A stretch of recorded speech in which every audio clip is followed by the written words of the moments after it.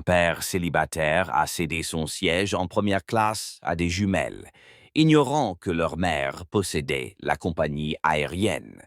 Ce n'était censé être qu'un long vol de plus entre New York et Londres. Luke Harrison, un père célibataire mécanicien de Détroit, serrait son sac à dos usé contre lui en fixant sa carte d'embarquement en première classe comme si c'était un billet d'or. Un surclassement surprise. Son premier coup de chance depuis des années. Luke n'avait pas pris l'avion depuis des lustres, depuis le décès de sa femme 2 ans auparavant. Il prenait enfin de courtes vacances après avoir économisé pendant des mois. Il ne s'agissait pas seulement de se reposer. Il s'agissait de se prouver qu'il avait encore le droit de vivre, de respirer, de sourire. Il s'installait juste dans le large et luxueux siège en première classe. Lorsqu'il les aperçut, 2 jumelles, âgées de 7 ans à peine, se tenaient près de l'allée, le regard inquiet, leurs sacs à dos encombrants, manquant de les renverser.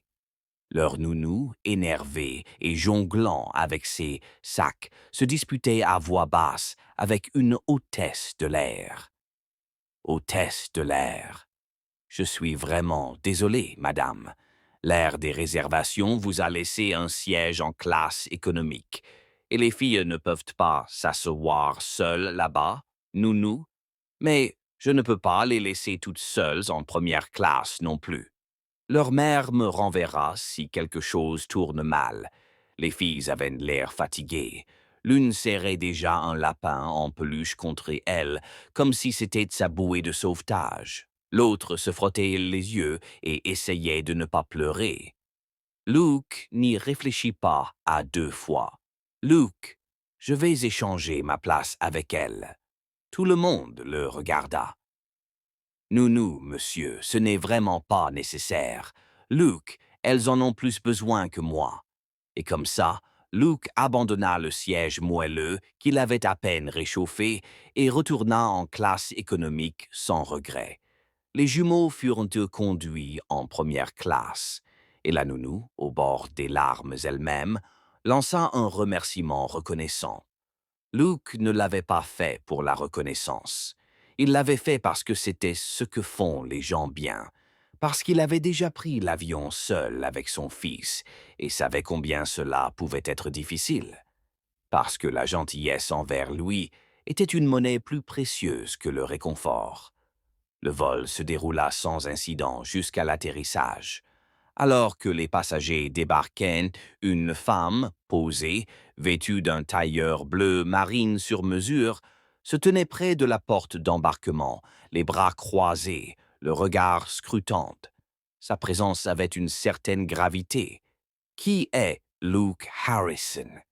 Luke cligna des yeux, pris au dépourvu. Il s'avança prudemment. Luke, c'est moi. Elle lui tendit la main avec un sourire qui n'atteignit pas ses yeux jusqu'à ce qu'elle le voie bien. Puis quelque chose se modifia.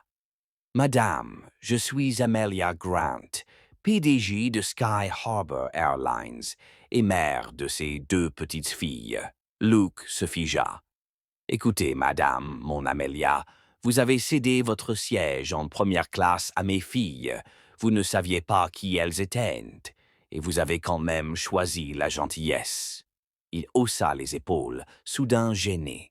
Luke, cela lui semblait juste.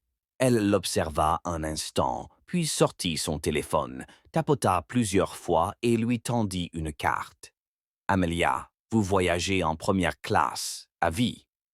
N'importe quelle compagnie aérienne de ma compagnie, la vôtre. Si vous avez besoin d'aide, appelez ce numéro.